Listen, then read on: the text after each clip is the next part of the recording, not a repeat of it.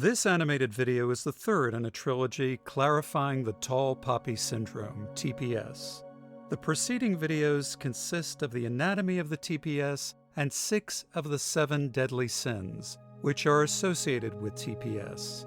Smith's unique case study combines the concepts of both videos, as well as peer-to-peer private and public TPS in a single occurrence. Will Smith was conceivably emotionally charged the night of the 94th Academy Awards, and reasonably so. His role as Genie, an emotionally intelligent mentor, was acclaimed in Disney's billion-dollar blockbuster Aladdin, 2019. He was nominated for Best Actor for his performance, as well as the Williams sisters' father in King Richard 2021, and was a favorite to win, a potential pinnacle to his 3-decade career. Jada Pinkett Smith and Will Smith were seated together near the front of the stage on the night of the awards. Chris Rock, the emcee, went off script and stated, "Jada, I love you. G.I. Jane 2. Can't wait to see it. All right?" The remark referenced Demi Moore's sensational shaved head look in G.I. Jane 1997. Unknown to most, Pinkett Smith's baldness was due to shaving her head to control alopecia areata. She was visibly annoyed at the remark, and maybe justifiably so.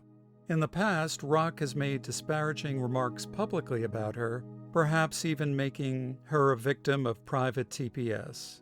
Will Smith, angered, walked briskly on stage and slapped Rock. Worse yet, he returned to his seat and continued to shout, "Keep my wife's name out your effing mouth." This is an example of peer-to-peer or private TPS, even though it was in a public setting. The Smiths and Rock are in the same Hollywood crowd.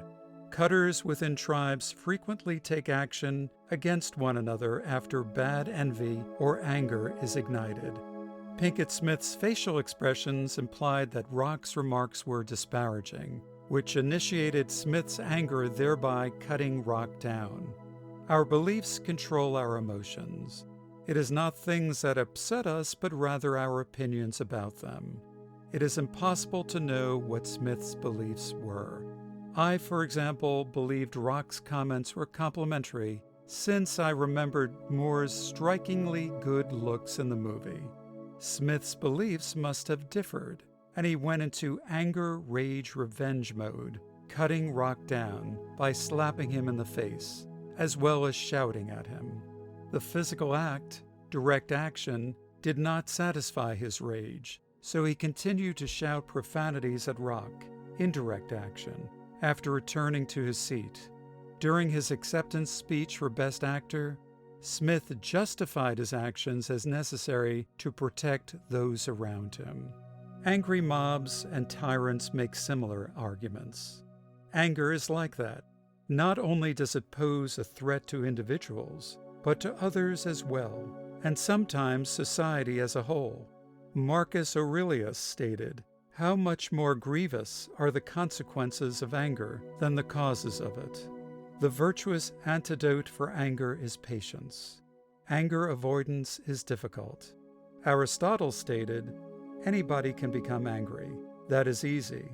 But to be angry with the right person and to the right degree, at the right time, for the right purpose, and in the right way, that is not within everybody's power, and it is not easy." I like to paraphrase adages. Just do not do something. Stand there, as well as, when seeking revenge, dig 2 graves. In the aftermath, the peer-to-peer TPS turned into public TPS. This was no longer personal or private, but the public was weighing in. Was this tall poppy's egregious behavior of anger and violence enough to justify a public cutdown? Hubris is almost always found in the tall poppies when they are cut down publicly. Smith's actions required more pride than courage, striking someone with international cameras rolling. Genuine courage would have required taking it on the chin and resolving the mental madness later, as did Rock. The Academy's Board of Governors banned Smith from attending the Oscars or any other Academy event for 10 years. It was not possible to expel him since he had already resigned. Projects from Disney, Netflix, Sony, and a planned biopic were all put on hold. A YouGov poll reported that 61% of Americans believed that Smith's actions were unacceptable. Although this was not a Rubicon moment for Smith nor the consequences, the ramifications of his anger and slap were immediate and widespread for comedians, especially those of lesser stature.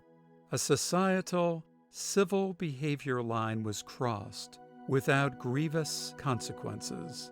It was now open season on comics across the country. The antidote for hubris is humility, an uncommon virtue among the Hollywood elite.